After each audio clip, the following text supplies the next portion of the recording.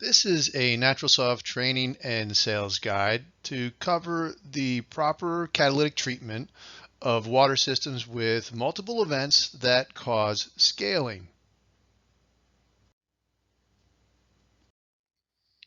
Let's go over some purpose and definitions first. To identify the correct number and installation locations of our NaturalSof units in systems where water is heated and or recirculated multiple times and exposed to events that would precipitate or create calcium limescale if left untreated. What are those events? I'm glad you asked.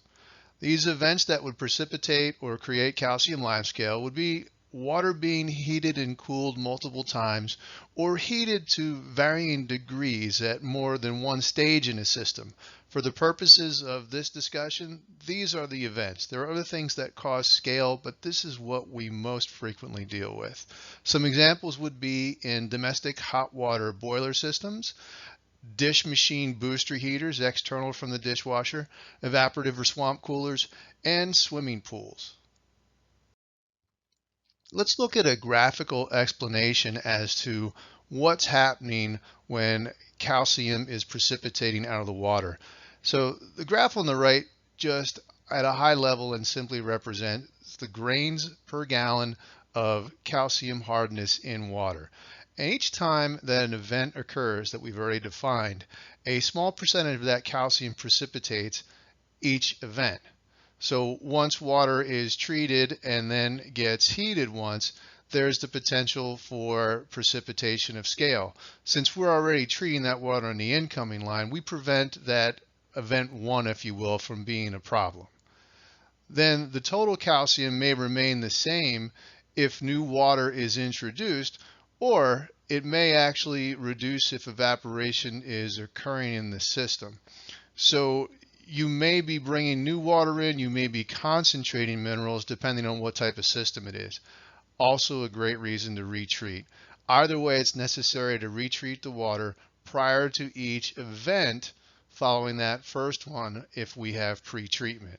So this super conditioning prevents scaling in even high temperature environments where water temperature is raised to 80 degrees or even higher.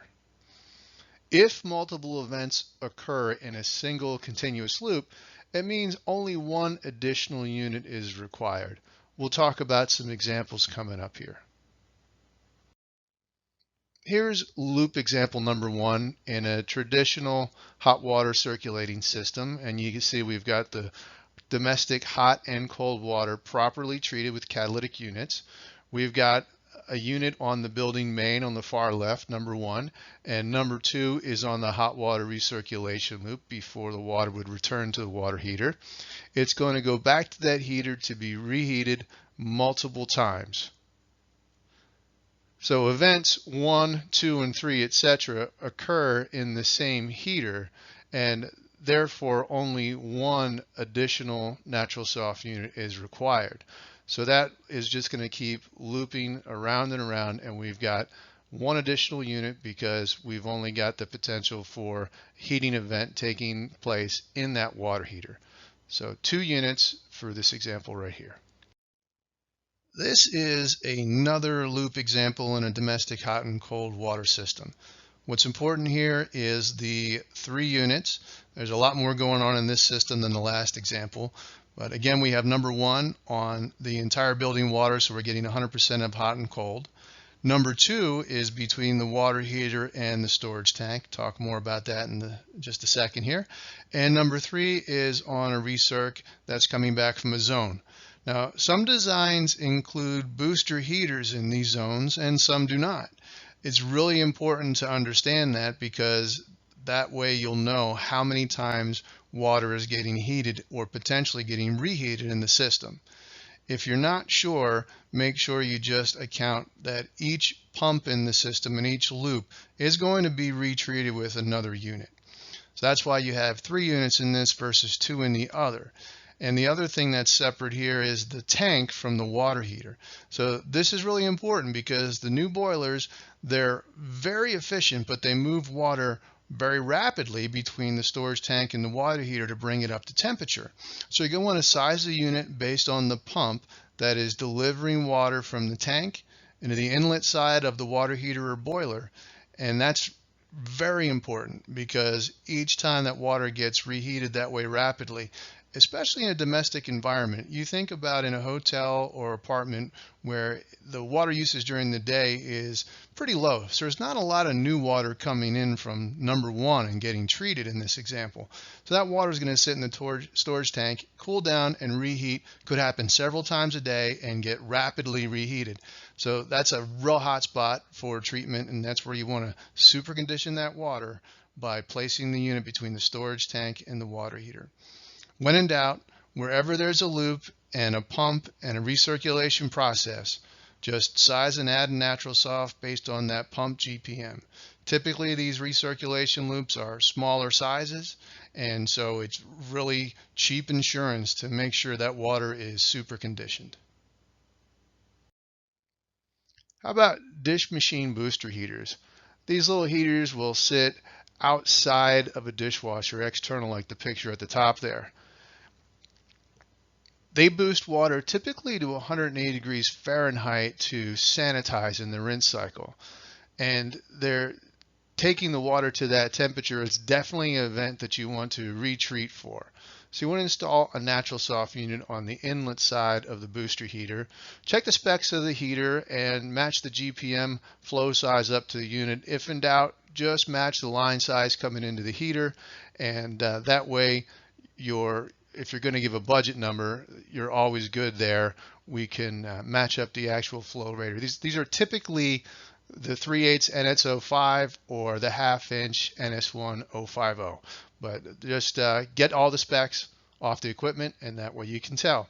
This bottom picture is a great example of what happens if you don't have the booster heater treated. On the right hand side, that's the wash side, you can see how clean the inside of the dish machine is. Now on the left hand side, the rinse side, when that water was getting boosted to 180 and without being retreated, you see the scale that built up. So we had effective treatment in this building all the way up to that rinse cycle and that booster heater. It was remedied by just adding that second unit right before the booster heater. How about evaporative or swamp coolers? These are the ultimate scale making machines. Why? Because you've got spraying and pressure change, which creates a scale event, and you've got evaporating in the hot sun, which creates another scale event. So the inlet flow is going to vary based on the temperature and the rate of evaporation. So this is one case where the most important place to treat, you can always treat the incoming water, especially if it's fed off of a whole building and you're already treating that.